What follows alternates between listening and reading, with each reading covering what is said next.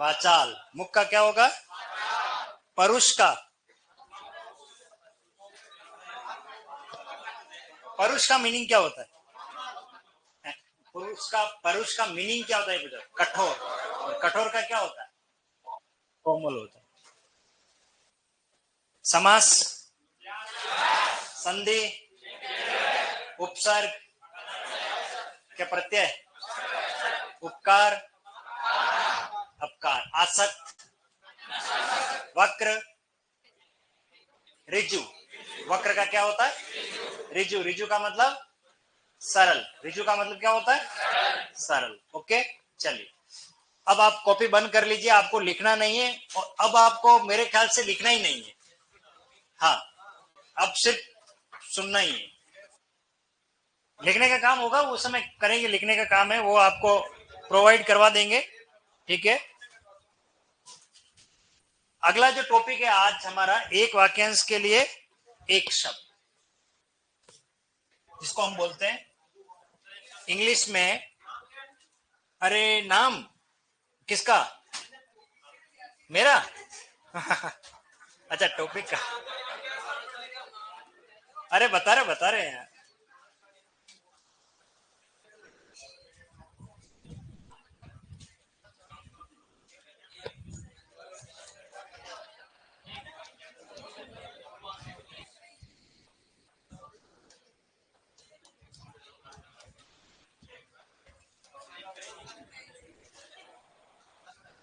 एक वाक्यांश के लिए एक शब्द, अर्थात इंग्लिश में इसको बोलते हैं वन वर्ड। क्या बोलते हैं? इनका प्रयोग कहाँ होता है? विशेष तौर से जब बड़े एग्जाम आरएस वगैरह की जब हम तैयारी करते हैं तो हम निबंध वगैरह लिखते हैं, उसमें इनकी बहुत बहुत प्रयोग होता है ये। इसलिए ये टॉपिक हमारे लिए बहुत काम का टॉपिक है, लेकिन यूं अपन को लगता है कहीं काम नहीं आता। समय को बचाने के लिए, भाषा को मतलब बहुत कम प्रयोग करते हुए अधिक जानकारी देने के लिए हम इसका प्रयोग करते हैं। पूरा वाक्य न बोल करके उसको सीमित करते हैं, संकुचित करते हैं सिर्फ एक शब्द में। लंबा चौड़ा वाक्य न बोल करके एक शब्द में अपनी सारी बात कर लेना, वो क्या कहलाता है? एक वाक्यांश के लिए एक शब्द। इंग्लिश में होता है वन वर्ड बोलते हैं, जिसको जैसे कहते हैं a person who can not see, वह व्यक्ति जो देख नहीं सकता, ब्लाइंड, है ना।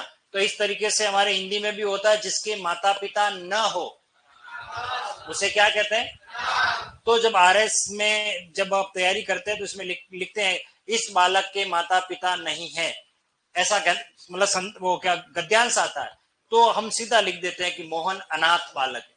तो माता पिता नहीं है ये लिखने से बदले आप क्या लिख दो? अनाथ। जिसके माता पिता ना हो उसे क्या कहते हैं? अनाथ। और जिसके माता पिता हो उसे क्या कहते हैं? उसका ध्यान हम क्यों रखें? वो माता पिता रखें, ऐसा नहीं है। अनाथ का अपोजिट होता है सनाथ। देखो अपोजिट भी सीख गए हम। अनाथ का अपोजिट क्या होता है? सनाथ, यानी जिस जो नाथ के साथ है। ठीक है, चलिए और भी बात करेंगे, लेकिन अब एक वाक्यांश के लिए एक शब्द को लेकर के प्रश्न कहां से आते हैं और किस तरीके से आते हैं, मैंने सेलेक्टेड पीपीटी बना रखी है, आप उसको याद करना, मैं पढ़ाऊंगा, मेरे ख्याल से सब याद हो जाएंगे आपको। ठीक है, एक तो मैंने कई बार परीक्षाओं में देखा है दिशाओं को लेकर के खूब प्रश्न आते हैं। दिशा को लेकर के मतलब कैसे आते हैं? पूर्व, पश्चिम, उत्तर, दक्षिण, ये चार प्रचलित दिशाएं जो हम चार ही दिशा मानते हैं। वास्तव में 10 दिशा होती। कितनी दिशा होती है? हमको पता ही नहीं कि 10 होती है, हम तो चार ही जान रहे थे। ठीक है ना, लेकिन इन दिशाओं के बीच की भी दिशा होती है। पूर्व और पश्चिम जो दिशा है, उत्तर और जो दक्षिण दिशा है, तो उत्तर और पूर्व के बीच की दिशा क्या कहलाती है? उत्तर और पश्चिम के बीच, वो अपन उत्तर पूर्व ही ऐसे बोलते हैं, लेकिन उनको अलग नाम दिया गया है, ईशान। क्या का नाम दिया गया? ईशान। तो ये चार दिशाएं और है, ईशान, आग्नेय, नैऋत्य और वायव्य। ये चार दिशा ये अलग हो गई, और चार ये कितने हो गई? 8, एक ऊपर और एक नीचे। इस तरीके से टोटल कितनी दिशाएं हो जाती है? 10। तो ऊपर नीचे वाली दिशाएं कभी जिंदगी में भी नहीं आएगी, पूर्व, पश्चिम, उत्तर, दक्षिण ये भी नहीं आएगी, सिर्फ आती है इन दिशाओं के बीच का नाम। तो वो नाम पूछा जाता है, कई बार परीक्षाओं में आया है, एलडीसी में आ चुका है, जूनियर अकाउंट में भी आ चुका है। इसके अलावा ये हमारी उंगलियां हैं और ये अंगूठा है, इनके बारे में भी खूब परीक्षा में पूछा कि ये उंगली और इस उंगली के बीच की उंगली का नाम क्या है, इस उंगली और इस उंगली के बीच की नाम क्या है, इसके और इसके बीच में, तो ये क्या नाम है इनका, ये भी हमें पता होना चाहिए। हम तो सब उंगलियां जान रहे, 4 उंगलियां ने अंगूठा है, तो ये अंगूठा हमारा। और ये जो है इसको इंडेक्स फिंगर बोलते हैं, इंडेक्स फिंगर, अर्थात हिंदी में इसको कहते हैं तर्जनी। क्या कहते हैं इसे? तर्जनी। ये सेंटर वाले यानी कि मिडिल फिंगर है, और इसे कहते हैं मध्यमा। क्या कहते हैं इसे? और ये जो है जिसे तिलक लगाया भी जाता है, इसमें रिंग पहनी जाती है, इसको रिंग फिंगर भी कहा जाता है, और इसको हिंदी में कहते हैं अनामिका। क्या कहते हैं? अनामिका। और जो सबसे छोटी है बापड़ी, इसको कहते हैं लिटिल फिंगर, अर्थात कनिष्ठा। हिंदी में क्या कहते हैं इसे? कनिष्ठा। तो अब आपसे सवाल करेंगे कि कनिष्ठा और मध्यमा के बीच की उंगली को क्या कहेंगे? अनामिका कहेंगे। ठीक है ना? अनामिका और तर्जनी के बीच की उंगली मध्यमा। लेकिन ये कंसेप्ट क्लियर होगा तो ही परीक्षा में आंसर दे पाएंगे। हमको यही पता नहीं तर्जनी कौन सी है, अनामिका कौन सी है, तो मध्यमा और अंगूठे के बीच की उंगली को क्या कहेंगे? तर्जनी। उसे क्या कहेंगे? तो ये कौन है? अंगूठा, ये तर्जनी, ये मध्यमा, ये कनिष्ठा। तो ये इस तरीके के दिशाओं को लेकर के भी प्रश्न पूछा जाता है, उंगली को लेकर के भी प्रश्न पूछा जाता है। कई ऐसे शब्द मिलेंगे आपको जो परीक्षाओं में, एग्जाम में आए हुए हैं। जैसे देखिए, सेना के सबसे आगे रहने वाला भाग क्या कहलाता है? हरावल। उसे क्या कहते हैं? हरावल। तो ऐसे पति पत्नी के जोड़े को क्या कहते हैं? दंपति। पति पत्नी के जोड़े को क्या कहते हैं?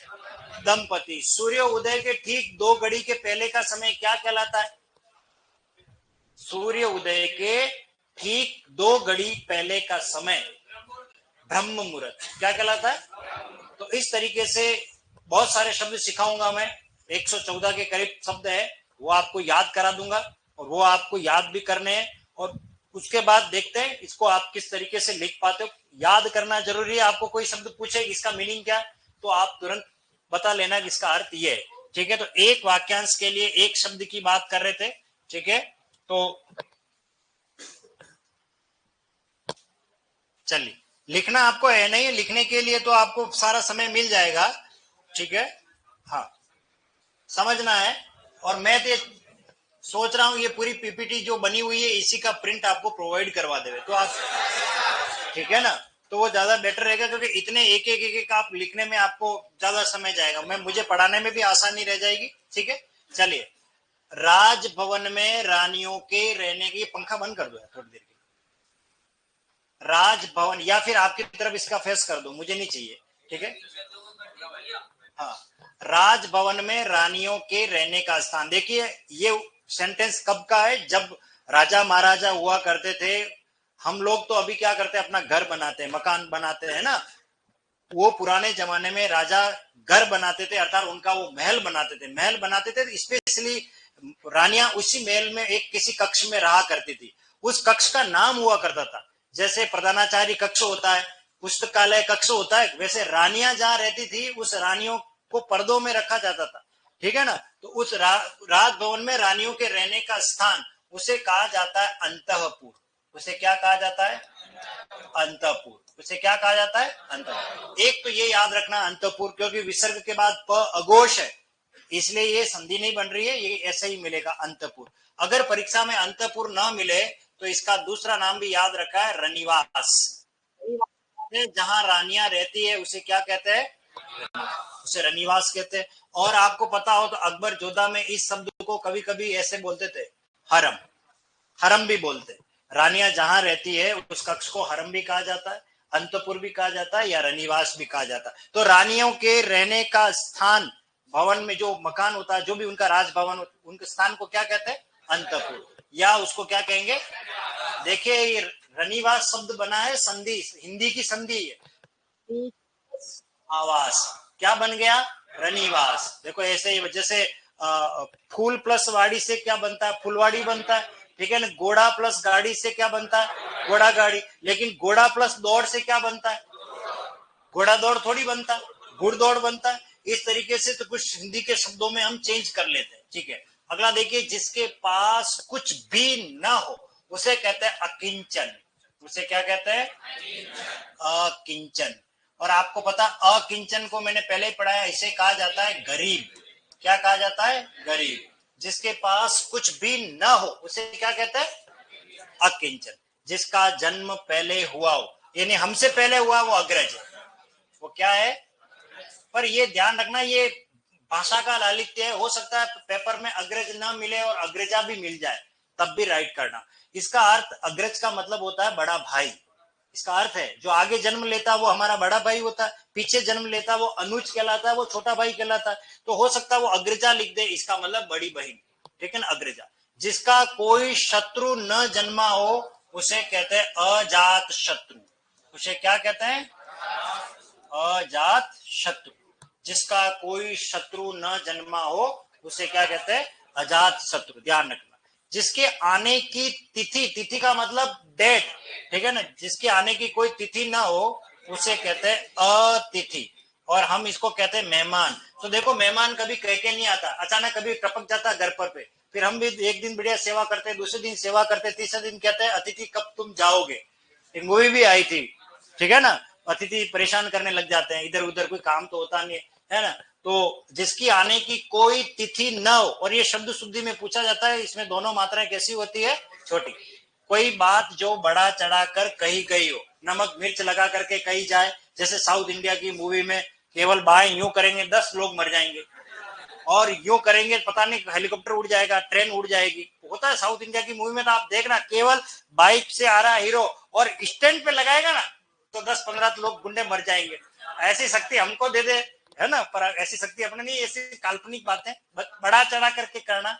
तो कोई बात जो बड़ा चढ़ा कर कही जाए उसे कहते हैं अतिशयोक्ति। उसे क्या कहते हैं? अतिशयोक्ति। इसमें कौन सी संधि बताइए? गुण संधि। अतिशय धन उक्ति से बनता है अतिशयोक्ति। किसी भी बात को बड़ा चढ़ा के करना, अतिशयोक्ति। जिसका अनुभव इंद्रियों द्वारा न हो सके उसे कहते हैं अगोचर। उसे क्या कहते हैं? अब इसको थोड़ा समझिए। गो का अर्थ होता है इंद्रियां, ठीक है, ये आगे भी आएगा।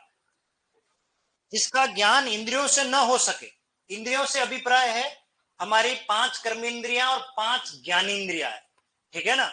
जैसे आंखों से हम देख सकते हैं, कानों से हम सुन सकते हैं, और मुंह से अर्थात जीवा से हम स्वाद का अनुभव कर सकते हैं, है ना। स्पर्श से हमको पता लग जाता है। ये हमारी क्या है? ज्ञानेंद्रियां है। कर्मेंद्रियां, हाथ पैर वगैरह, ये काम करने की इंद्रियां है। तो इंद्रियों से जिसको हम पता नहीं पड़े, जैसे ये टीवी है, बोर्ड है, हमको पता पड़ रहा है, ये पेन है लिखने के लिए, हमको पता पड़ रहा है किससे? आंखों से। मैं यहाँ पढ़ा रहा हूँ और बाहर किसी कोई व्यक्ति के ये आपस में बात कर रहा होगा कि राकेश सर पढ़ा रहे, वो कैसे जस्टिफाई कर रहा है? सुन करके। वो इंद्रियों से पता लगा रहा है। लेकिन इस दीवार के अंदर क्या है, ये मैं पता थोड़ी लगा सकता। मुझे थोड़ी पता, क्या पता अंदर कोई किसी को दफन कर रखा हो, तो क्या पता अंदर सोने की ईंट हो, तो क्या हम अंदाजा लगा सकते हैं? क्या नहीं। इंद्रियों से हमको पता पड़ जाता है। जिसका ज्ञान इंद्रियों से न होता उसे क्या कहते हैं? अगोचर। क्लियर? अगला देखिए, पर्वत के ऊपर की समतल भूमि। ये चीज मैं पहले पढ़ा चुका हूं आपको। ये हमारा पर्वत है, ठीक है, और पर्वत के ऊपर की जो फ्लैट भूमि, समतल भूमि, और अधि एक उपसर्ग है, तो उसको कहते हैं अधित्यका। उसे क्या कहते हैं? अधित्यका। अधित्यका पहाड़ के ऊपर की समतल भूमि। और ये जो मैदानी भाग होता है उसको क्या कहते हैं? उपत्यका। उसे क्या कहते हैं? अब ये याद रखना, ये अपोजिट भी हो गया। अगर परीक्षा में अधित्य का शब्द आए तो उसका अपोजिट क्या होगा? ऊपर। इसका मतलब पहाड़ के ऊपर की समतल भूमि, पहाड़ के नीचे की। तो पर्वत के ऊपर की समतल भूमि क्या कहलाती है? अधित्य का। बात समझ में आ गई है? चलिए अब मैं रिवाइज करता हूं, आप आंसर बताना। राजभवन में रानियों के रहने का स्थान, जिसके पास कुछ भी ना हो, जिसका जन्म पहले हुआ हो, जिसका कोई शत्रु न जन्मा हो, जिसके आने की तिथि ज्ञात न हो, कोई बात बड़ा चढ़ा के कही गई हो, जिसका अनुभव इंद्रियों द्वारा न हो सकता हो, पर्वत के ऊपर की समतल भूमि आदित्य क्या, और पर्वत के नीचे की समतल भूमि, ये भी आगे है वैसे नोट्स में अपने, कोई दिक्कत नहीं है। चलिए आगे चलते। राज्य के प्रधान शासक द्वारा आधिकारिक, देखो एक नया शब्द आधिकारिक, ये सीखने वाला शब्द। इसमें मूल शब्द बताओ। अधिकार। प्रत्यय बताओ। एक प्रत्यय लगने से अ किस में बदलेगा? आ में। पता है आपको समाज में एक लगा, प्रथम में एक लगा, तो अधिकार में एक लगा। आधिकारिक घोषणा हो गई है, नोटिफिकेशन आ गया, वैकेंसी आ गई है, बाकी तो हवा में बात चल रही थी, ऐसा बता रहा उदाहरण। तो राज्य के प्रधान शासक द्वारा दिया गया आधिकारिक आदेश, इसे कहा जाता है अध्यादेश। इसे क्या कहा जाता है? अब अध्यादेश शब्द को देखिए, इसका संधि विच्छेद करिए, अधि प्लस आदेश। अधि उपसर्ग है, आदेश में भी आ उपसर्ग है, देश मूल शब्द हो गया, ठीक है। अध्यादेश किस संधि का उदाहरण है? यण संधि का उदाहरण है, और इसको इंग्लिश में बोलते हैं ऑर्डिनेंस। क्या बोलते हैं इसे? ऑर्डिनेंस। तो अधिधन आदेश क्या बन गया? अध्यादेश। अगला देखो, ये आ गया आपके काम का, कनिष्ठा और मध्यमा के बीच की उंगली, अनामिका। उसे क्या कहेंगे? अनामिका। अनामिका, अनामिका। जिसे बुलाया न गया, कल पढ़ाया मैंने, जिसे बिन बुलाया नहीं, हाँ अभी बिन बुलाना नहीं, अभी इसको देखो, जिसे बुलाया न गया हो उसे कहते हैं अनाहुत। उसे क्या कहते हैं? अनाहुत। ध्यान रखना, अन प्लस आहुत से बना। आहुत का अर्थ है बुलाना, और जिसको बुलाया ना गया हो अनाहुत, उसे क्या कहेंगे? अनाहुत। जिसका मन किसी दूसरी ओर लगा हो, अर्थात फिजिकली यहां हो, मेंटली कहीं और हो, मन कहीं और लगा हो, ठीक है ना, कहीं दिमाग कहीं और लगा है, दिल कहीं और है, तो ऐसा व्यक्ति कौन होता? अन्य मनस्क। उसे क्या कहते हैं? अन्य मनस्क। ध्यान रखना, उसे अन्य मनस्क कहा जाता है, जिसका मन कहीं और लगा हुआ हो। देख रहा हूं किसका मन कहीं और तो नहीं लगा है, सारे यही हो। हाँ, कोई अन्य मनस्क मत बनना, ठीक है ना, अन्य मनस्क। दे आपके लिए कह रहे अन्य मनस्क, आपको उपमा दी जा रही है, अन्य मनस्क। हाँ, क्या कह रहे हो? अन्य मनस्क नहीं, अन्य मनस्क का मतलब जिसका मन कहीं और लगा हुआ होता है, ठीक है। दोपहर के बाद का समय, अपराहन, उसे क्या कहते हैं? अपराहन। अपराहन मैंने आपको पढ़ाया था, अपर प्लस अहन से बनता अपराहन, तो ह के नीचे क्या आ जाएगा? हलंत आ जाएगा। जो स्त्री सूर्य भी नहीं देख पाती उसे कहते हैं असूर्य पश्या। असूर्य पश्या, पश्य यानी देखना। अब इसको समझिए, ये शब्द क्या है, इसका ऐसा क्यों कहा गया? जो स्त्री सूर्य नहीं देख पाती, ये सब देख पाती, रोज उठते सूर्य को अर्घ चढ़ाती होगी ऐसे। हाँ हाँ, अरे स्त्री जाति का प्रतिनिधित्व करती है, वो सब स्त्री है, समझ में आया क्या? अब आप गई है तो बालिका, वो तो सही बात है, लेकिन मैं, यह तो कुंती भी बालिका ही थी, लेकिन वो भी सूर्य को अर्घ कर चढ़ती थी, और मन में सोच लिया, उसको आशीर्वाद था, जो तू सोचेगी वो तुम्हें मिल जाएगा, भूल गई बापड़ी। और उसने तो सूर्य को अपना अर्घ चढ़ाते समय सोच लिया कि सूर्य जैसा तेजस्वी, पराक्रमी, ओजस्वी मेरे पुत्र हो जाए। एकता कपूर की स्टाइल में बापड़ी के पुत्र हो गया, जबकि शादी नहीं हुई थी, लोक मर्यादा के विरुद्ध शादी नहीं हुई, पुत्र हो गया, इसलिए उसने पानी में उसको बहा दिया। तो होता है, एकता कपूर की कहानियों को पहले पढ़ना पड़ता है, समझना पड़ता है। एकता कपूर कौन कौन जानता है एकता कपूर को? अब देखो, जो जानते वही बात समझ में आएगी, बाकी मैं ये कहा उनको समझ में भी नहीं आएगी एकता कपूर क्यों कहा। एकता कपूर जितेंद्र की बेटी है, और सीरियल बनाने में सबसे फेमस है। सीरियल जो धारावाहिक आता ना, हाँ बहुत धारावाहिक बनाए उन्होंने, और उनके धारावाहिक में एक आदमी 4 लुगाई लिया था ना, वो मर भी जाता ना, लुगाई दूसरा आदमी भी ले आती है, कितनी बार जन्म होते हैं, कितनी बार बेटे मरते हैं, राम जाने, वो चलता ही रहता है उसके। तो मोरल लेस है कुल मिलाकर के, सीरियल क्या देखना अब। हाँ जी, हाँ हाँ बिल्कुल वेलकम सर।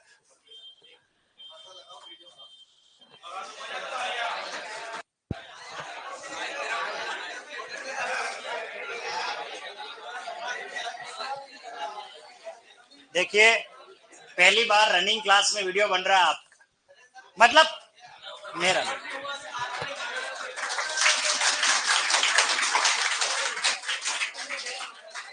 अब थोड़ा सुन लीजिए, देखिए ये पूरा सोशल मीडिया पे जाएगा ये क्लास। नहीं नहीं, मेरे नहीं, रॉयल की पूरी क्लास सोशल मीडिया पे जाएगी, इवन आप लोग भी जाने वाले सोशल मीडिया पे। तो एक डिसेंट बालक बालिकाएं जो पढ़ते हैं अच्छे विद्यार्थी की तरह, वो मैं पढ़ा रहा हूँ उसको समझना, क्योंकि मैं सिर्फ बोल रहा हूँ, क्योंकि वहां ये पार्ट ये पढ़ा रहा हूँ वो नहीं आएगा, ठीक है। ये खाली क्लास में हिंदी की क्लास चल रही है। अच्छा ईमानदारी से बताओ, ये जो इतना करते हैं मतलब एडवर्टाइजमेंट ही एक प्रकार से, तो ईमानदारी से बताइए क्या वैसा आपको हिंदी पढ़ने में आनंद आ रहा नहीं आ रहा? आ रहा ना? तो फिर इस चीज को कोई दूसरे देखे और आपके भाई जो एग्रीकल्चर सुपरवाइजर की तैयारी करना चाह रहे हैं उनको भी लाभ मिलना चाहिए नहीं चाहिए? तो बस उसी लिए तो ये, हाँ अब मैं पढ़ाऊं? नहीं मैं तो पढ़ाता रहूंगा, मेरे मुझे क्या बोलना वो बता दो, कुछ बोलना। अच्छा 16 मार्च से, अच्छा वो ठीक है मैं समझ गया, ओके। हाँ तो उधर भी जाना तो नहीं गैलरी वैलरी में?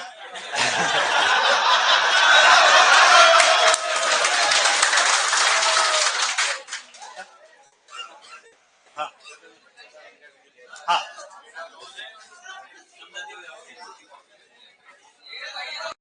Okay okay okay. आप पूरा ध्यान इधर रखिए, ये बहुत अच्छा वीडियो बनाते हैं, और एक बार ऐसा मुझे कह रहे थे कितने हजार लोगों ने देख लिया था, मुझे पता भी नहीं था, अगले दिन आया सर आपका वीडियो। हाँ ठीक है, पता नहीं, चलिए ओके। हम इस पर बात कर लेते हैं, ये रिवाइज कर लेते हैं, ठीक है। राजभवन में रानियों का रहने का स्थान क्या कहलाता है? जिसके पास कुछ भी ना हो, जिसका जन्म पहले हुआ हो, जिसका कोई शत्रु न जन्मा हो, जिसके आने की तिथि ज्ञात न हो, कोई बात जो बढ़ा चढ़ाकर कही गई हो, जिसका अनुभव इंद्रियों द्वारा न हो सके, पर्वत के ऊपर की समतल भूमि और पर्वत के नीचे की समतल भूमि क्या कहलाती है? उपत्यका, ध्यान रखना, ठीक है। राज्य के प्रधान द्वारा दिया गया आधिकारिक आदेश, कनिष्ठा और मध्यमा के बीच की उंगली क्या कहलाती है? अनामिका। जिसे बुलाया न गया हो, जिसका मन किसी दूसरी ओर लगा हो, अन्य मनस्क। दोपहर के बाद का समय, जो स्त्री सूर्य भी नहीं देख पाती, असूर्य पक्षा। अतिथि की सेवा करने वाला कहलाता आतिथेय। क्या कहलाता है? आतिथेय। आतिथेय, अतिथि की सेवा करने वाला आतिथेय। पैर से लेकर के सिर तक, पैर से लेकर के सिर तक क्या कहलाएगा? आपाद मस्तक। आपाद मस्तक। देखिए आपको याद हो तो मैंने आ उपसर्ग पढ़ाया था। आ का मीनिंग क्या होता है? तक। आ का मीनिंग क्या होता है? तक। तो यहाँ क्या लिखा है? पैर, और यहाँ क्या लिखा है? सिर। तो जो शब्द पहले दिया जाए उसी को ही हमको क्या करना चाहिए? पहले लेना चाहिए। तो ये बनेगा आपाद मस्तक, पैर से लगा करके मस्तक तक। आपको कई बार सर से लगाकर पांव तक ऐसा भी पूछा जा सकता है, तो लेकिन उत्तर वही होगा, दोनों का मीनिंग सेम ही है, ठीक है ना। तो पैर से लेकर के सिर तक को हम क्या कहते हैं? आपाद मस्तक। क्लियर हो गया? अब कुछ बोलना मुझे उधर से आना।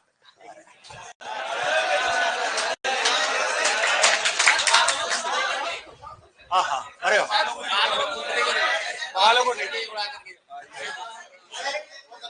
हाँ ये दे दो ला, ये बंद करे। तो ये ऑनलाइन वाले सुन रहे हैं?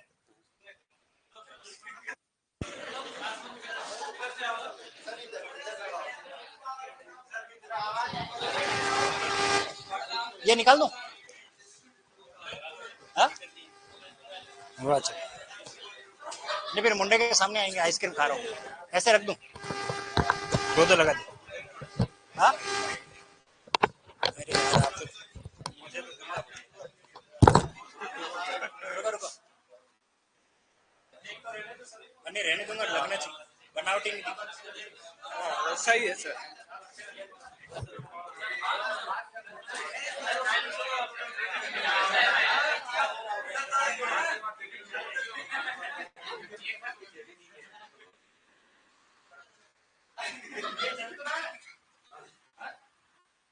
तो मित्रों देख लीजिए, ये है रॉयल इंस्टीट्यूट, यहाँ बच्चे ऑफलाइन पढ़ाई कर रहे हैं, और अभी 16 मार्च को 2025 को हमारे कृषि पर्यवेक्षक का नया बैच लॉन्च होने वाला है। तो आप अपने आस पड़ोस में जो भी कृषि पर्यवेक्षक की तैयारी करने वाले हैं उन सभी छात्रों को रॉयल में भेजिए, और उनको अच्छी से अच्छी पढ़ाई करने का जो अनुभव यहाँ आप ले रहे हैं उनको भी वो अनुभव मिल सके और हम अधिक से अधिक बच्चों का सिलेक्शन करने के लिए यहाँ तत्पर है। और मैं राकेश चौबीसा हिंदी विषय को पढ़ाता हूँ। विगत कई वर्षों से हिंदी के बारे में बच्चों को ज्ञान दे रहा हूँ और उस ज्ञान को प्राप्त करने के लिए हम पूरा रॉयल परिवार आप सबका हार्दिक स्वागत करने के लिए तैयार है। 16 मार्च 2025 को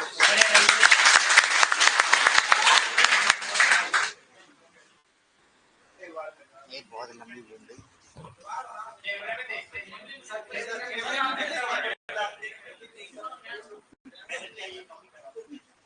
आवाज मटकी रह गई।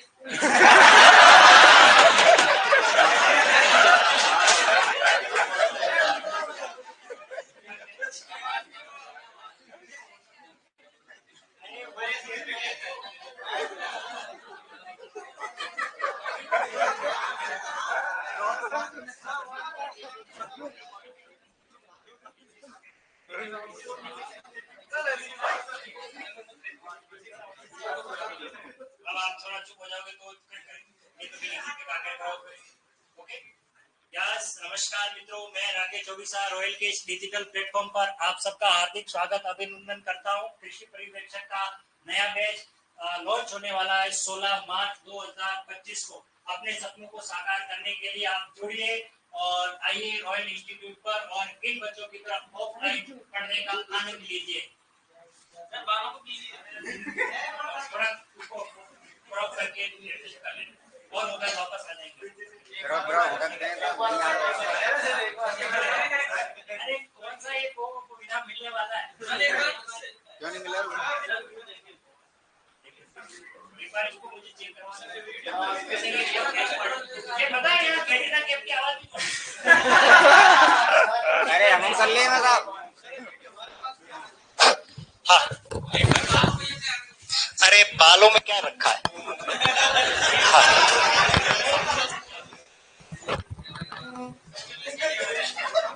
आवाज आएगी? अब क्या है सर? अरे वो माइक ये नहीं चालू कर रखा था। हाँ ठीक है ना, तो उधर आ जाता हूँ थोड़ी देर। आप ऐसे भी बना दो मेरे वीडियो, ऐसे ही घूमते रहो, अपने क्लास वीडियो ही बनाते रहो। चलिए आंसर बताइए फटाफट। राज्य के प्रधान शासक द्वारा दिया गया आधिकारिक आदेश।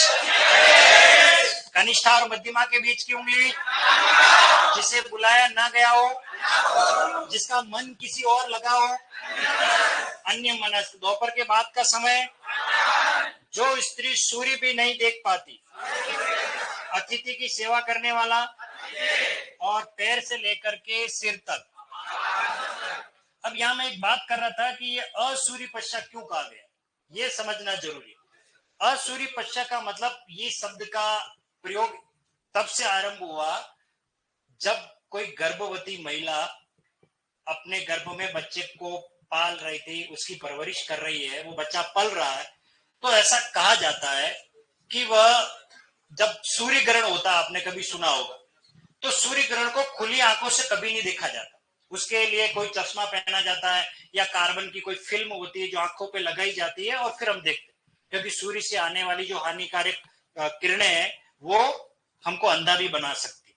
इसलिए गर्भवती महिला को विशेष हिदायत दी जाती है कि सूर्य ग्रहण के समय में वो कभी घर से बाहर नहीं निकले। वो किरणें अगर उस गर्भ में पड़ रहे उस शिशु के ऊपर अगर गिरेगी तो वो जन्म से क्या हो जाता है, अंधा हो जाता है। तो एक धीरे धीरे ये प्रचलन में आ गया कि जो भी गर्भवती स्त्री होती है वो सूर्य जब तक अपने बच्चे को जन्म नहीं देती है तब तक वो सूर्य के दर्शन नहीं करती। फिर सूरज पूजन इसीलिए होता है, वो सूरज पूजन जो किया जाता है वो इसीलिए किया जाता है। तो ये शब्द क्या है कि वह स्त्री जो सूर्य भी नहीं देख पाती है, इसके लिए क्या शब्द काम में लिया था, असूर्य पश्चा। उस शब्द को हम क्या कहते हैं, असूर्य पश्चा।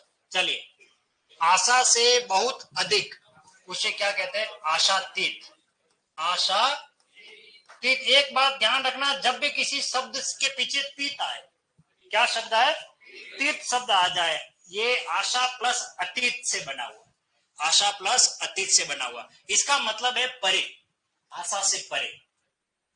कोई लड़का कभी पढ़ ही नहीं रहा है और वो एग्रीकल्चर सुपरवाइजर बन गया तो आशातीत सफलता, आशा ही नहीं कर सकते, उम्मीद ही नहीं कर सकते, और उसको उससे अधिक उसको मिल गया तो वो आशातीत है। हाँ, और कोई होता है जैसे बिल्कुल ही डिजर्व नहीं करता है और उसको कोई सुंदर अप्सरा मिल जाए तो आप सोचिए। अरे हाँ, कई बार होता है, कई बार आप देख करके ये होते हो, अरे यार इसको ये नसीब में कैसे हो गई पता नहीं। लड़की के लिए कहा जाता है, लड़कों के लिए कभी कहा भी नहीं जाओगा, कभी लड़की को नहीं कहा यार ये लड़का इसको कैसे नसीब हुआ। मैंने कभी नहीं सुना, मैंने जब भी सुना तो क्या सुना, हाँ ठीक है चलो।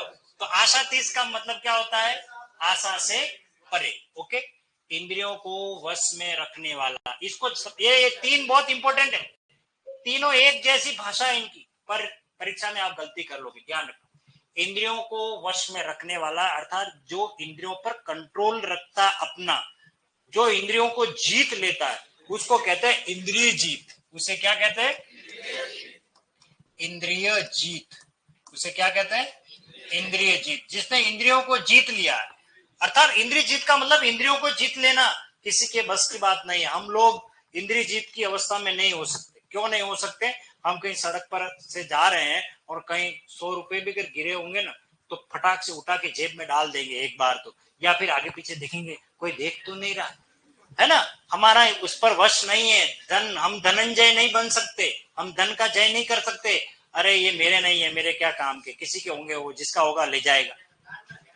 अरे ऐसे विचार कभी नहीं आएंगे, जिसका होगा वो ले जाएगा, रहने दो, ऐसा विचार नहीं आएगा। उठाकर जेब में रखेंगे या कहीं मंदिर में डोनेट कर देंगे या दे देंगे, परंतु लेंगे जरूर इंद्रियों पर। हाँ, हम पढ़ रहे हैं और बाहर किसी की बनोली निकल रही है और उसमें गाना आ रहा है, झलक दिखला जा। तो आप सोचिए ऐसा क्यों, क्योंकि हम अपने इंद्रियों पर कंट्रोल नहीं कर पा रहे। एक बार खिड़की से देख रहे, दुल्ला है दुल्हन है, देख तो ले। होता है। अभी मैं आ रहा था, वास्तव में रियल बात बता रहा हूँ, या वो कालका माता का मंदिर है अपने, तो ये किसी की शायद बनोली थी या बारात थी या पता नहीं, सब पिंक साफा लगा करके आए हुए थे टोटली, चाहे लड़का हो चाहे लड़की हो, सब ने पिंक साफा पहन रखे। और अभी वो गर्मी का सीजन आ गया तो एक एक कुल्फी, सब कुल्फी खा रहे थे आराम से। तो मैं देख करके पिंक पिंक साफा देख रहा, तो मैं क्या कि वो अभी एक होर्डिंग देखा था जिसमें लिखा था पिंक साड़ी में रेस, पिंक। तो मुझे लगा कहीं आज यहाँ पिंक साड़ी वाली रेस तो नहीं हो रही है। फिर आगे देखा ये तो शादी वाले कोई बनोली का मामला है। तो होता है कई बार, हम थोड़ी देर हमको भी, हम भी सोचता कि है क्या, देख लेते, कौतूहल का विषय होता है, ठीक है। हाँ देख लेते हैं भाई कौन है। तो आश्चर्य क्या हुआ, आश्चर्य देखा, मैंने कहा ये किसके पीछे इतना घूम रहे थे। दूल्हा था बहुत लंबा, 10 फीट जितना, हाँ, सर से ऊपर तक उसको देखा, पैर से लगा करके, मेरे से लंबा यार। हाँ, मन तो कहा, यस मन तो किया कि एक बार खड़ा होकर के इसकी फोटो ले लूं कि यार देखो इतना दूल्हा मैं पहली बार देखा लंबा, है ना। ओके, अरे अब वो क्या गणित का सवाल थोड़ी है कि आपने आएगा नहीं कि दूल्हे की लंबाई कितनी थी। इंद्रियों को वश में रखने वाला क्या होता है, उससे इंद्रिय जी, ठीक है। इंद्रियों पर किया जाने वाला वश, देखो दोनों में अंतर समझिए। इंद्रियों को जो पकड़ के रखता है वो तो कहलाता है इंद्रिय जीत, और इंद्रियों पर किया जाने वाला वश, वश का मतलब होता है ये कि कई बार हम कहते हैं ये मेरे वश में नहीं है, मतलब मैं मेरा सामर्थ्य नहीं है कि मैं उसको रोक सकूं, है ना। तो कहते हैं इंद्रियों पर किया जाने वाला वश यानी कंट्रोलिंग पावर, उसको कहते हैं इंद्रिय निग्रह। उसे क्या कहते हैं, उसे कहा जाता है इंद्रिय निग्रह। दोनों में अंतर समझ लेना। इंद्रिय निग्रह अगर आप में बहुत ज्यादा है तभी आप इंद्रिय जीत बन सकते हो, क्योंकि इंद्रिय जीत बनने के लिए ये होना बहुत जरूरी है, क्योंकि ये कंट्रोलिंग पावर है। अगर आप कंट्रोल कर लोगे तो इंद्रियों को आप जीत लोगे, बाकी नहीं जीत पाओगे। जो इंद्रियों की पहुंच से बाहर हो, इंद्रियों की पहुंच से बाहर, अब इस दीवार के अंदर क्या है वो इंद्रियों से पता नहीं लग रहा, ठीक है ना, उसे कहते हैं इंद्रियातीत। इंद्रियातीत अर्थात इंद्रियों से परे, देखो तीत आ गया यानी परे, जो इंद्रियों से परे है उसे क्या कहते हैं, इंद्रियातीत। ऊपर की ओर उछाला या फेंका हुआ उसे कहते हैं उत्क्षिप्त। उसे क्या कहते हैं, उत्क्षिप्त। मैंने पढ़ाया आपको व्यंजन संधि में, उत्क्षिप्त उद्दन क्षिप्त से यानी फेंका हुआ, ढ के नीचे बिंदी और ढ के नीचे बिंदी, उत्क्षिप्त। सड़क, अड़ा की ध्वनि आती थी, है ना, उत्क्षिप्त। अगला देखिए, पर्वत के पास की भूमि, पर्वत के पास की भूमि नीचे वाली भूमि है, उसको क्या कहते हैं? उपत्यका। उपत्यका। पहाड़ के ऊपर की समतल भूमि अद्वित्यका, पहाड़ के नीचे की समतल भूमि उपत्यका। जिस भूमि में कुछ उत्पन्न न हो उसे कहते हैं ऊसर। उसे क्या कहते हैं? हिंदी में ये ऊसर है, और इसे प्रचलित भाषा में हम बोलते हैं बंजर। क्या कहते हैं? जिस भूमि में कुछ भी पैदा नहीं होता हो उसे क्या कहते हैं? ऊसर। उसी को हम क्या कहते हैं? बंजर। और इसका अपोजिट होता है उर्वर। उर्वर यानी उपजाऊ। ठीक है। अपनी विवाहिता पत्नी से उत्पन्न पुत्र, इसे कहा जाता औरस। क्या कहा जाता है? कल पढ़ाया, याद हो तो, एक जारज शब्द पढ़ाया था।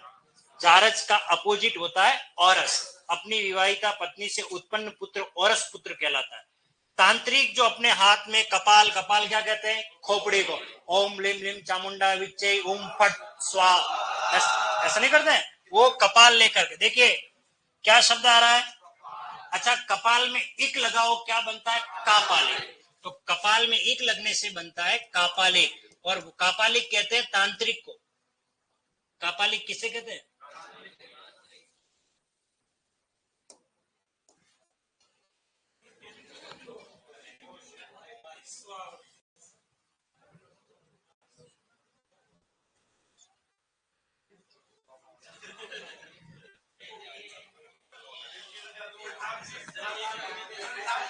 ये तांत्रिक यहाँ आ गया है, तांत्रिक आ गया है यहाँ। अंडू कर रहा हूं लेकिन होना नहीं चाहिए। चलो कोई नहीं है।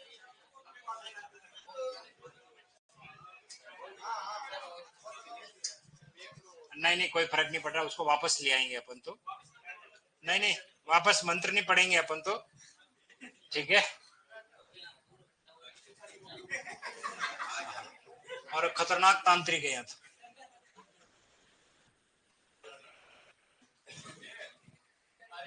कहाँ गायब हो गया? चलो कोई नहीं, नहीं नहीं,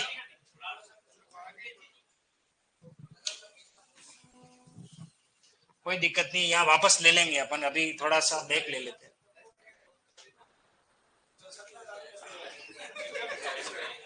क्या कह रहे हो? 17,000 क्या हुआ? हाँ बोलो बोलो। हाँ, जादू कर लिया। चलो उसको वही छोड़ देते हैं। मैं देख लेता हूँ इसमें कोई शब्द कौन सा था, तो फिर अपन क्लियर कर लेते हैं। कौन सा क्रम है ये? 26 तक। हाँ, एक शब्द था जो तांत्रिक काम करता है, तंत्र विद्या करता है, उसे क्या कहते हैं? कापालिक। एक शब्द और है वाक्य का, जिसे यह न जान पड़ता हो कि क्या करे और क्या न करे, क्या करूं और क्या न करूं, उसके लिए आता है किम कर्तव्य विमूढ़। किम कर्तव्य विमूढ़। विमूढ़ वो आगे नहीं आया है। अच्छा कोई नहीं। 26, यह जिसे ये जानना पड़ता हो क्या करे और क्या न करे, इसे कहते हैं किम कर्तव्य विमूढ़। किम कर्तव्य विमूढ़। विमूढ़, क्या करे या क्या न करे, उसके लिए ये शब्द। ये आरपीएससी में आया हुआ है 2-3 बार, ध्यान रखना। अपने ही कुल का नाश करने वाला व्यक्ति, इसे कहते हैं कुलांगार। कुलांगार, कुल का अंगारा। वो कुल प्लस अंगार दोनों को जोड़ोगे क्या बनेगा? कुलांगार, कुल का अंगार। जिसकी बुद्धि कुशा, मैंने आपको पढ़ाया कुशा एक प्रकार की घास है, संधि में याद करो। ठीक है ना, कुशासन पढ़ाया था। कुशा की नोक के समान तीखी हो, उसे कहते हैं कुशाग्र बुद्धि। कुशाग्र बुद्धि, जिसकी बुद्धि कुशा के अग्र भाग की तरह पैनी, नुकीली और तीखी हो, शार्प हो, उसे कहते हैं कुशाग्र बुद्धि। व्यक्ति जिसका ज्ञान अपने ही स्थान तक सीमित हो, एक ही जगह पर रहने वाला, और कोई दुनिया है ही नहीं, उसको कहते हैं कुएं का मेंढक, अर्थात कूप मंडूक। कूप मंडूक, मंडूक कहते हैं मेंढक को। कुएं का मेंढक, सीमित, बस अपना ज्ञान इतना ही है। बाहर की दुनिया जिसने नहीं देखी है उसके लिए आता है ये शब्द। अब जिस व्यक्ति का ज्ञान सीमित हो, ब्रॉड नॉलेज नहीं हो, उसके लिए नहीं है। बस संकुचित ध्यान रखता हूं। जिसका ज्ञान इंद्रियों द्वारा हो सके उसे कहते हैं गोचर। उसे क्या कहते हैं? देखिए, गो का मतलब इंद्रियां, और इंद्रियों द्वारा ज्ञान न होना अगोचर। ठीक है, अगला देखिए, संध्या काल जब गाय चरकर लौटती है उसे कहते हैं गोधूली वेला। गोधूली वेला, गोधूली वेला ये शाम का समय होता है। गोधूली क्यों कहते हैं? गो का मतलब गाय, धूली का मतलब रज, मिट्टी, कण। जब वो गाय आती है शाम को तो सूर्य अस्त होने का समय हो जाता है, लेकिन अस्त हुआ नहीं होता।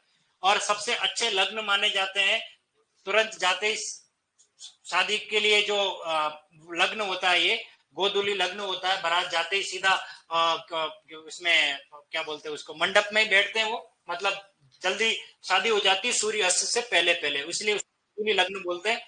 गो गाय के उड़ने पर जो रज उड़ती है, इसलिए वो समय निर्धारित किया गया। किसी काम या व्यक्ति, ये इंपॉर्टेंट है, देखिए इसकी भाषा ही है मेन, प्रश्न को घुमाया जाएगा इसमें। किसी काम या व्यक्ति में छिद्रों, त्रुटियों, दोषों को ढूंढने का काम, ये ध्यान रखना। किसी व्यक्ति में कमी निकालना, उसका दोष निकालना, ये बिल्कुल काम नहीं कर रहा है, मतलब कुल मिलाकर के उसके दोषों के बारे में बात करना, ये सब कहलाता है छिद्रान्वेषण। क्या कहलाता है? छिद्रान्वेषण, ये शब्द है छिद्रान्वेषण। पर ध्यान रखना, ये है कमियां, त्रुटियां, इनको ढूंढने का काम। लेकिन जो इस काम को करता है उसे कहते हैं छिद्रान्वेषी। उसे क्या कहते हैं? छिद्रान्वेषी। छिद्रान्वेषी, ये दो अलग अलग शब्द है, ध्यान रखना। दूसरों में कमियां निकालने वाला व्यक्ति क्या कहलाता है? छिद्रान्वेषी। दूसरों में कमियां निकालने का काम क्या कहलाता है? छिद्रान्वेषी। अधिक समय तक जीने की इच्छा या जिंदा रहने की इच्छा, जिजीविषा। उसे क्या कहते हैं? जिजीविषा। लंबे समय तक जिंदा रहने की इच्छा क्या कहलाती है? जिजीविषा। चलिए उत्तर बता दीजिए। जिसे यह न जान पड़ता हो कि क्या करे या क्या न करे, किम कर्तव्य विमूढ़। अपने ही कुल का नाश करने वाला व्यक्ति, जिसकी बुद्धि कुशा के नोक के समान तीखी हो, व्यक्ति जिसका ज्ञान अपने स्थान तक सीमित हो, जिसका ज्ञान इंद्रियों द्वारा हो सके, गोचर। संध्या काल जब गाय चरकर लौटती है, किसी काम या व्यक्ति में छिद्रों, त्रुटियों व दोषों को ढूंढने का काम, अधिक समय तक जीने की इच्छा, जिजीविषा। ठीक है, कुछ इतने ही शब्द हैं, इन्हीं शब्दों को हम पढ़ेंगे, रिवाइज करेंगे। ठीक है, अब इससे ज्यादा नहीं लिखाऊंगा मैं, मतलब अब यहाँ आ जाइए आप, बस आज के लिए इतना ही। अब आपको लिखने का काम है, हालांकि मैं प्रिंट आपको प्रोवाइड करवाऊंगा, लेकिन आपकी जो नोटबुक है उसमें भी आपका रिटर्न होना चाहिए। तो अभी इसको लिख लीजिए आप एक बार।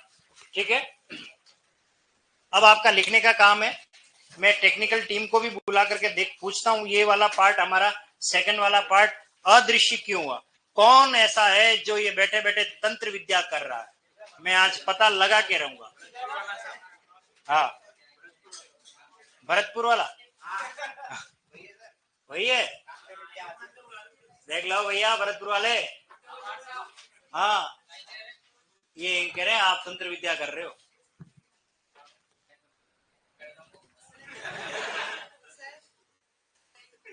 हाँ, ये लाइटें बंद कर देते भैया, इसके बटन किधर है?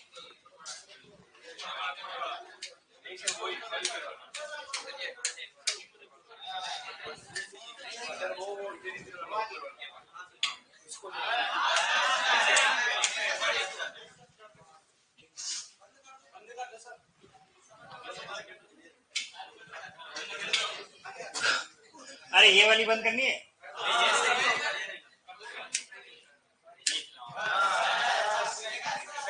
कहीं पिक्चर हॉल में आए हो क्या? वहाँ चलिए लीजिए, तब तक मैं उनको बुला देता हूँ। ये भाई क्या हो गया स्क्रीन?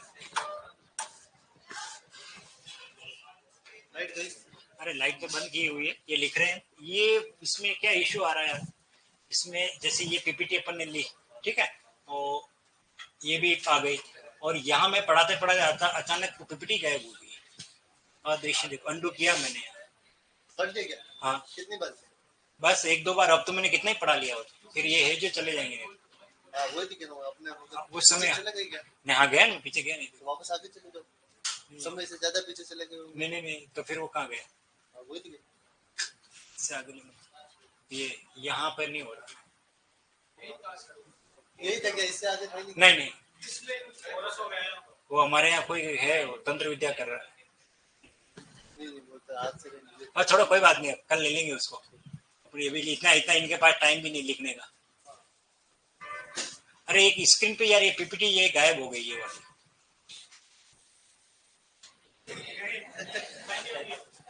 कोई नहीं, कल ले लेंगे। हाँ अभी तो इधर चलो लिख लीजिए। ये सब पक्के याद हो जाने चाहिए। रानियां जहां रहती है उसे क्या कहते हैं? रनिवास या अंतपुर। रनिवास या अंतपुर। जिसके पास कुछ भी ना हो, अकिंचन, गरीब, जिसका जन्म पहले हुआ हो, जिसका कोई शत्रु न जन्मा हो, अजात शत्रु, जिसकी आने की तिथि ना हो, कोई बात बढ़ा चढ़ा के की गई हो, अतिशयोक्ति।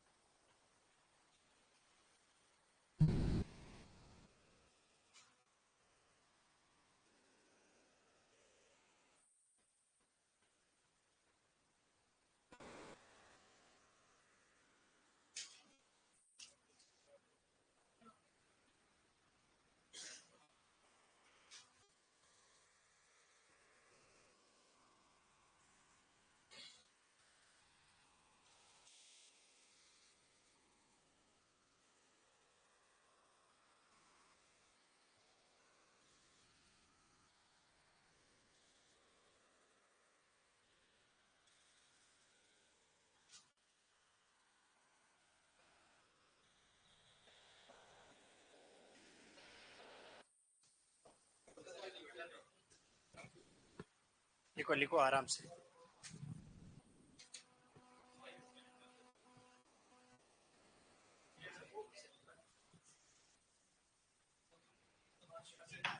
दूसरों को भी लिखने दो।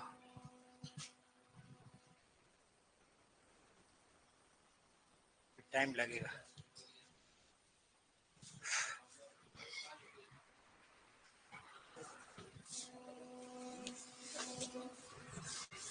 पूछो क्या कह रहे थे? किसकी? कहाँ लिखा है? हाँ? ये किताब लेके बैठे फिर लिख दिया। सही जा रहा है किताब से? Point two point. ये पूरे नोट्स सारे बना करके बुक लिखी है जिसमें जो टॉपिक है। हाँ वो तो उस समय वैकेंसी सर पे आगे थी और मेरे पास भी बहुत सारे बोर्ड का इंचार्ज था, काम थे, मुझे ड्यूटी भी थी, टाइम कम मिला, इसलिए थोड़ा प्रूफ रीडिंग। अब कहाँ रीड तो होगी। अब नहीं पढ़ा है, बहुत पढ़ा लिया अभी, बस यही एक है। संज्ञा यहाँ है ही नहीं, क्यों पढ़ा है? यहाँ सेलब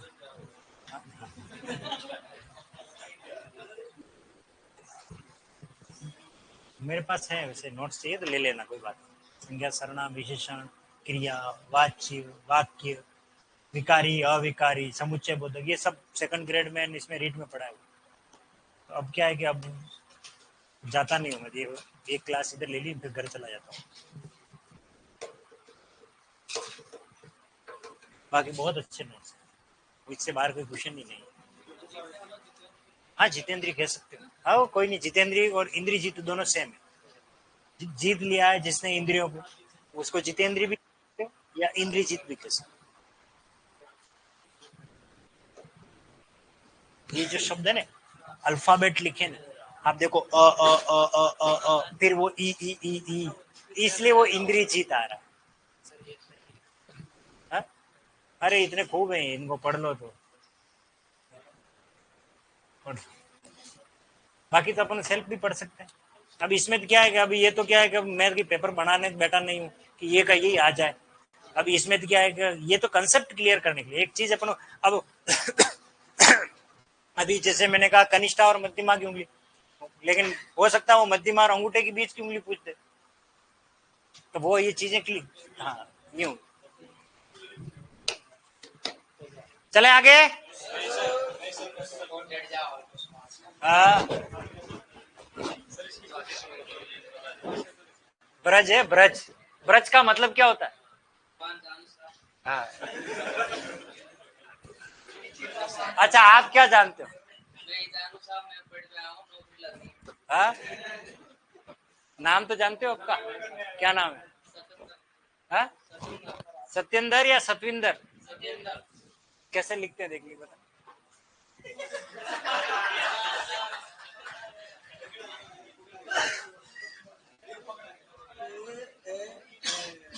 ये इसका संधि विच्छेद होता है?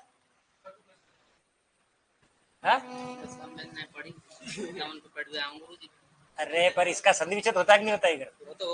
होते। तो कहाँ से पढ़ी 12वीं? कहाँ से पढ़े? राजस्थान से पढ़े हो? पर लग तो नहीं रहा राजस्थान के। हाँ? गांव में? अरे भरतपुर का और कोई है अपने यहाँ? यार आप कभी मुझे भरतपुर के नहीं लगे, ये तो मुझे भरतपुर के बिल्कुल। हाँ?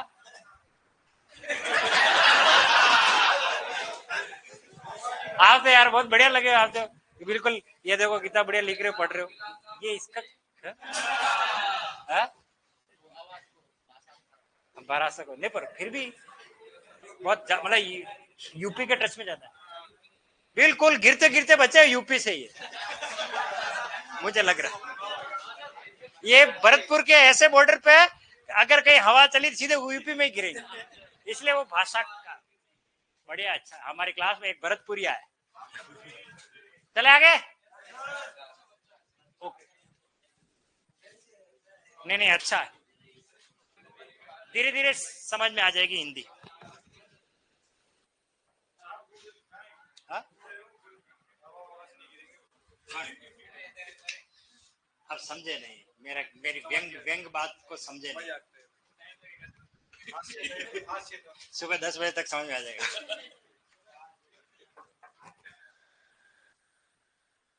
अध्यादेश, ऑर्डिनेंस।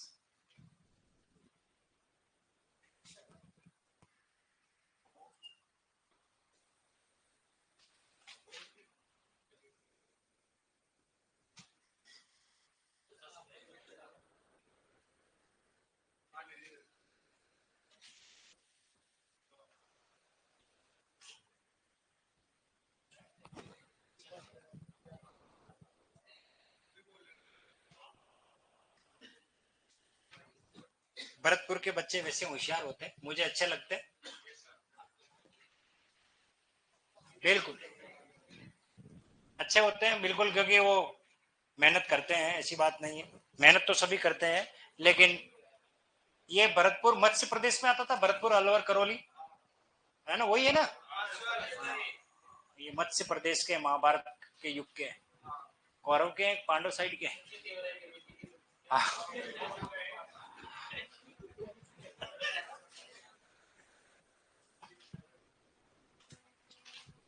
चलो, मेरे तीसरे बैच में साथ में रहेंगे, मेरा मन लग जाएगा। क्या करते हैं आपके पिताश्री? हाँ, खेती, किसान है। वेरी गुड, बहुत अच्छा।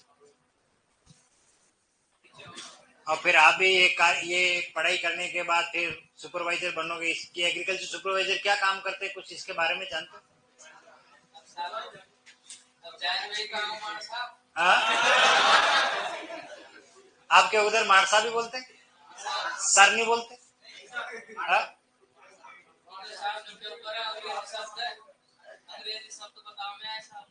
नहीं नहीं, अंग्रेजी शब्द है तो ठीक है, अंग्रेजी शब्द है। पैसे कहाँ जमा होते हैं? हाँ? नहीं, खाता तो अकाउंट होता है।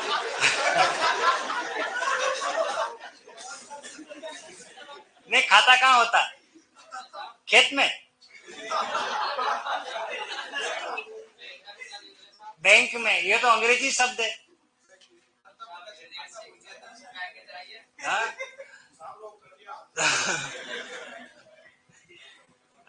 लिख लिया सबने?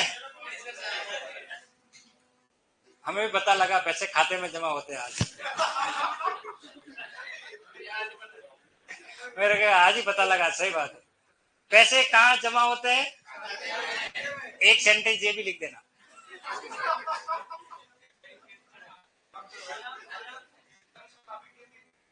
हाँ?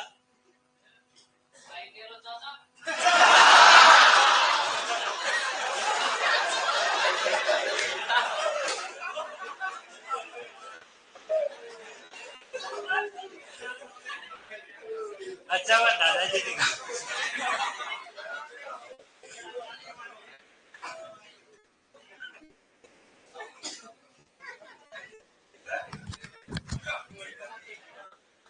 काकेरो चाचा।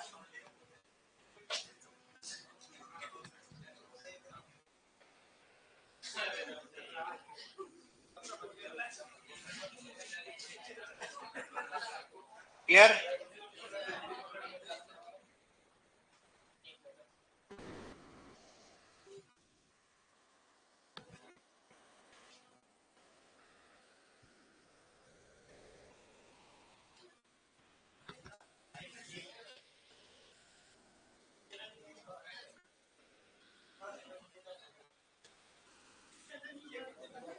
चलिए अब इनसे आगे वाले जो है वो हम अपनी अगली क्लास में इसको क्लियर कर लेंगे, ठीक है।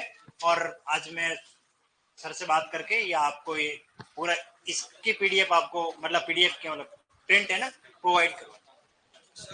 हाँ सर 2 दिन सर पीडी बाद में मिल जाएगी ना। पीडीएफ तो मिल जाएगी।